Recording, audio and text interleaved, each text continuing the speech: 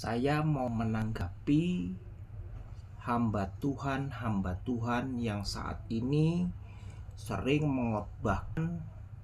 Dia berbicara 1+1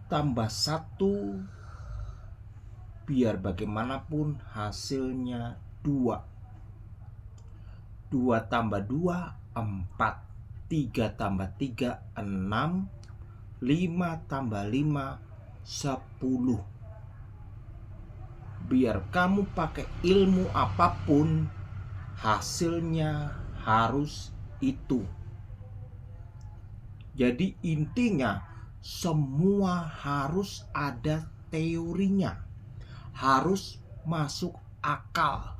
Jadi kekristenan itu harus bisa masuk di logika. Kalau tidak masuk di logika, sesat. Waduh, saya katakan pendeta macam ini jangan kamu ikuti, ya.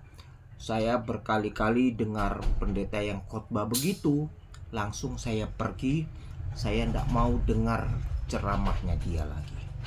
Walaupun bagus bagaimana khotbahnya, tidak usah didengar. Ya.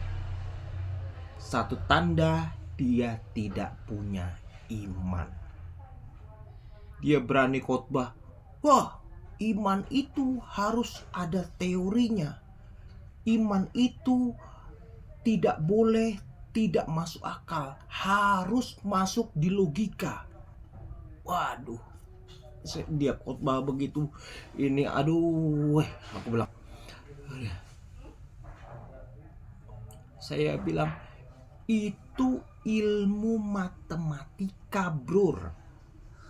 Ilmu matematika itu ilmu menghitung. Betul? Gunanya untuk kita berbisnis, untuk berjualan, untuk bekerja, untuk cari uang, supaya kamu jangan rugi, supaya kamu tidak korupsi, supaya kamu jualin orang jangan salah angsul, ya. Bukan untuk kamu merubah segala sesuatu yang tidak mungkin, ya. Kalau kamu mau merubah segala sesuatu yang tidak mungkin jadi mungkin, nggak usah pakai matematika, ya. Ya, di mana-mana doa itu kalau hal-hal yang tidak mungkin bisa jadi mungkin, itu namanya mujizat, bukan matematika, ya. Dan maaf ya, saya bilang kalau pakai ilmu matematika, Daniel masuk ke lubang singa, ya. Hasilnya apa? Pasti dimakan lubang singa-singa di situ, pasti dirobek-robek ininya dagingnya, habis dimakan singa, berdarah-darah. Ceritanya pasti begitu kalau pakai ilmu matematika. Tapi karena ini pakai ilmunya Tuhan, singa-singa tunduk sama dia, sehingga tidak ada satupun yang mau makan Daniel, ya. Sehingga Daniel selamat dari lubang singa. Ilmu matematika mana yang bisa pakai, ya? Kalau pakai ilmu matematika, cerita Yunus dimakan ikan, masuk ke perut ikan, ya. Bisa hidup di dalam perut ikan berhari-hari. Nah, kalau kamu pikirkan pakai logika, nggak ada logika yang nyampe. Ikan mana yang lebih besar dari manusia? bisa makan manusia, dan manusia itu bisa hidup di dalam perutnya ikan. Ikan mana? Ikan paus. Dia kalau dimakan manusia dimakan ikan paus, klak, pasti manusianya mati, nggak bisa hidup di dalam perutnya ikan karena sudah digigit-gigit sama ikan, terus hancur, terus jadi kotorannya ikan. Nah, begitu kalau pakai ilmu matematika. Tetapi karena ini pakai ilmunya Tuhan, Yunusnya masuk ke perut ikan, Yunusnya bisa hidup dalam perut ikan. Terus Yunusnya bisa berdoa di dalam perut ikan, Tuhan lepaskan aku. Akhirnya Yunusnya bisa hidup berapa hari di perut ikan, terus bisa dimuntahkan sama ikan. Nah, dimuntahkan sama ikan bisa selamat lagi di pinggir laut. Loh, ilmu mana yang bisa pakai? Ilmu mujizat, ya. Jadi semua Alkitab ini kalau kamu suruh, harus pakai akal, harus pakai logika, harus pakai hitung-hitungan. 1+1 hasilnya harus 2. 3+3 harus 6. Jangan percaya Alkitab. Jangan kamu baca lagi Alkitab, ya Pak Pendeta, ya. Pendeta yang suka ngomong begitu, saya kasih tahu, bertobat, ya. Nggak usah baca Alkitab lah. Jangan Alkitab kamu buat teori. Jangan membunuh, jangan berzina, jangan mencuri. Wow, perintah Tuhan. Tetapi janji-janji soal pertolongan Tuhan nggak dianggap sama sekali. Ya, janji-janji soal Tuhan kasih kita panjang umur, Tuhan kasih ini, Tuhan kasih ini, Tuhan kasih ini. Enggak, ini jangan kamu percaya sama sekali. Ya. Jadi pendeta yang begitu, itu pendeta yang enggak punya iman. Jangan kamu ikutin. Ya. Lebih baik kamu dengar ceramahnya saya, imanmu terus bertambah terus, ya. Ya. Saya kasih tahu. Ya. Saya bisa saksi bagaimana saya hidup dari umur 20 tahun dipelihara Tuhan sampai sekarang sehat. Amin. Ya. Ya. Jadi pendeta-pendeta yang begitu tuh hanya pinter ngomong, dia sekolah yang ini tinggi, terus dia istilahnya nasibnya lebih baik lah daripada aku, ya, istilahnya dia bisa belajar karena ini pintar ngomong, mungkin modal ganteng, mungkin ya bisa tampil di panggung supaya jemaat tertarik, tapi imannya 0. Saya kasih tahu, ya. Dia bilang, kalau kamu, dia ngomongnya, nah, maaf ya, saya enggak ngomong pendeta siapa ya, tapi banyak pendeta yang ngomong begini. Kalau kamu dikasih tahu asin, itu harus belajar, ya. Orang kalau dikasih tahu, air itu panas, enggak mungkin dia bisa tahu air itu panas kalau tidak dikasih tahu. Wah, teorinya begitu. Kalau garam itu asin, dia itu baru tahu kalau garam itu asin kalau sudah dikasih tahu. Wah, dia omongannya begitu. Tak bilang goblok. Tak kasih tahu, itu pendeta goblok. Nggak usah diikutin, ya. Ya. Itu kalau masalah asin, panas, gelap, dingin, itu masalah bahasa. Karena bahasa Indonesia ngomongnya asin, bahasa Indonesia ngomongnya panas, bahasa Indonesia ngomongnya istilahnya sakit. Tapi kita sekarang pikir pakai logika, ya.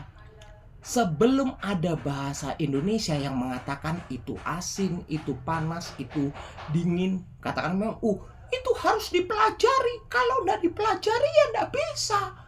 Orang bisa mengenal asin, bisa mengenal panas, bisa mengenal asin.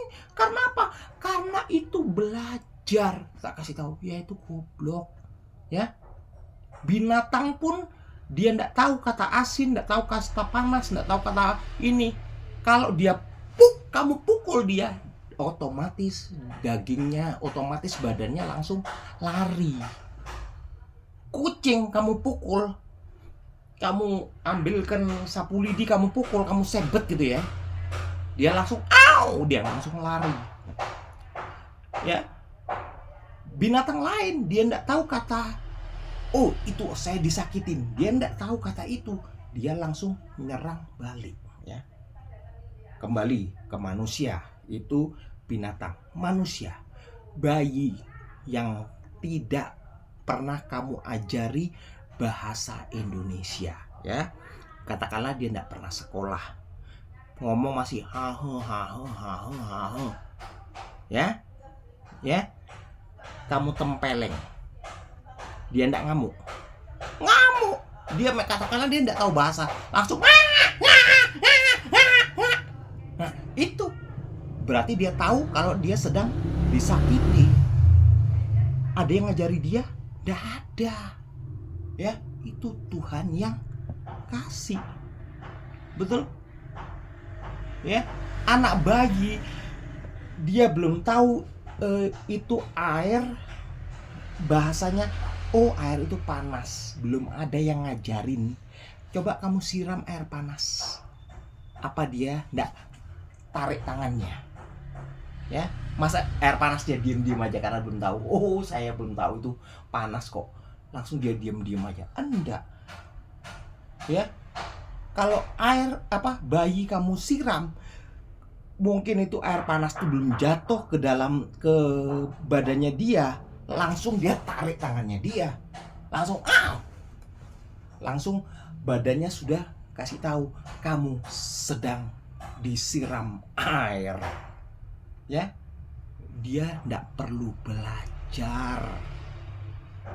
Ya, tak kasih tahu ya. Jadi pendeta-pendeta yang suka ngomong, bagaimana kamu bisa tahu asin? Karena kamu dikasih tahu toh itu asin. Bagaimana kamu bisa tahu manis? Karena kamu dikasih tahu itu manis, ya kan? Nah, itu pendeta goblok. Kasih pakai teori kurang tepat. Lebih tepat Mbah Wito, ya. Lebih tepat Mbah Wito. Kamu nggak perlu belajar soal asin, manis, panas, terus ini itu nggak perlu belajar. Itu dagingmu bisa hafal sendiri. Ya, itu anak bayi. Ya, itu tadi saya bilang cara ngetesnya ya. Anak bayi itu yang tadi belum pernah belajar, belum pernah kata sekolah dasar itu tadi, belum pernah kata SD, dia ngomongnya masih hahaha gitu kan. Ya, coba ya. Kalau kamu sakiti dia langsung lari. Ya, kalau nggak usah disakiti, katakanlah dia belum tahu bahasa lo ya. Dia ditinggal sama mamanya, dia langsung protes, dia langsung nangis. Mama.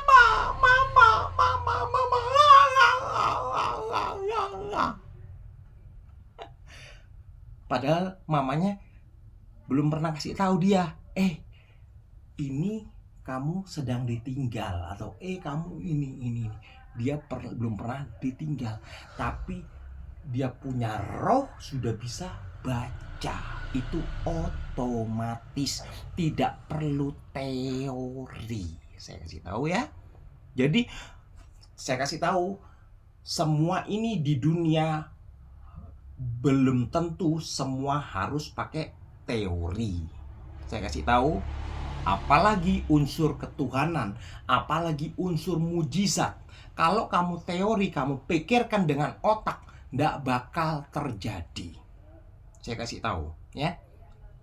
Banyak cita-cita saya yang itu sudah terjadi ya. Kalau belum terjadi, saya pasti diketawain orang, weh kamu gila, weh kamu sinting, kamu punya cita-cita terlalu tinggi. Tetapi kalau sudah terjadi, Oh, itu memang kebetulan aja itu. Kamu ceritanya sudah terjadi. Ya sudah terjadi ya aku juga bisa, sudah kejadian. Ini pertolongan Tuhan, ini pertolongan. Tapi karena sudah terjadi. Tapi kalau belum terjadi, kita dibilang sinting, kamu gila, kamu ini, kamu itu, karena punya iman terlalu tinggi, saya punya cita-cita terlalu tinggi. Tapi kalau sudah terjadi, nih, Tuhan sudah tolong saya. Loh, masa itu pertolongan Tuhan itu ya memang kebetulan aja kamu dapat rezeki begini begitu begini begitu begini begitu begini begitu, ya betul. Jadi banyak omong yang suka ngeles gitu loh. Jadi itu tadi saya bilang, pendeta tadi itu yang punya teori begitu nggak usah diikutin ya. Lebih baik kamu ikut pendeta-pendeta yang khotbahnya kuatkan iman, yang oh ya, Tuhan bisa tolong saya percaya Tuhan. Itu terus terang aja ya, tadi teori tadi itu banyak saya ketemu ya di yayasan tuh. Wah, kalau dia ngomong begini, memang begitu, ini begini. Jadi sama sekali dia tidak percaya mujizat, dia sama sekali tidak percaya pertolongan Tuhan. Ya, dia pikir hanya dokter yang bisa sembuhkan dia, kan? Kalau seumpamanya dia bisa sembuh ke ini, langsung sembuh tanpa dokter, itu dibilang kebetulan, ya. Jadi dia sama sekali tidak percaya pertolongan Tuhan. Berarti itu tidak percaya Alkitab lagi. Jadi jangan dipercaya Kristen model begini.